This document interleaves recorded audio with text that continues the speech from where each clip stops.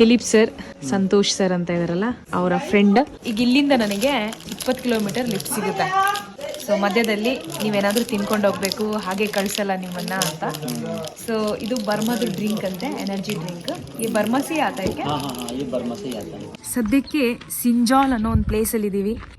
ಸಿಂಜಾಲಲ್ಲಿ ಈ ಅಂಗಡಿ ಇದೆಯಲ್ಲ, ಹೋಟೆಲ್ ಸನ್ಶೈನ್ ಅಂತ, ಇದೇ ಒಂದು ದೊಡ್ಡ ಹೋಟೆಲ್ ಇಲ್ಲಿ. ಆ್ಯಂಡ್ ಈ ಹೋಟೆಲ್ ಇಷ್ಟು ಕಮರ್ಷಿಯಲ್ ಆಗಿ ಬೆಳೀಲಿಕ್ಕೆ ಕಾರಣ ಇಲ್ಲಿ ರಸ್ತೆ ಮಾಡ್ತಾ ಇದ್ದಾರಲ್ಲ, ಆ ಕಾರ್ಮಿಕರಿಂದ ಅಥವಾ ಲೇಬರ್ಸ್ಗಳಿಂದ ಇಲ್ಲಿ ಇಷ್ಟು ಡೆವಲಪ್ ಆಗಿದೆ. ಸಿಂಜೋಲ್ ಹಳ್ಳಿ, ಈ ಹಳ್ಳಿ ಮಿಜೋರಾಂ ಮತ್ತು ಮಣಿಪುರ್ ಬಾರ್ಡರ್ನ ಲಾಸ್ಟ್ ಹಳ್ಳಿ. ಇಂಟರ್ನ್ಯಾಷನಲ್ ರೋಡ್ ಇದು, ಬರ್ಮಕ್ಕೆ ಕನೆಕ್ಟ್ ಆಗುತ್ತೆ.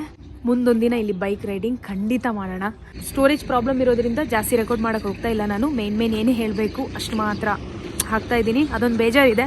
ಬರೋ ದಿನಗಳಲ್ಲಿ ಸ್ವಲ್ಪ ಈ ವ್ಲಾಗಿಂಗ್ ಮಾಡೋ ಗ್ಯಾಜೆಟ್ಸ್ಗಳ ಬಗ್ಗೆ ಸ್ವಲ್ಪ ಇನ್ವೆಸ್ಟ್ಮೆಂಟ್ ಮಾಡ್ಬೇಕು ನಾನು. ಸೊ ನೋಡೋಣ.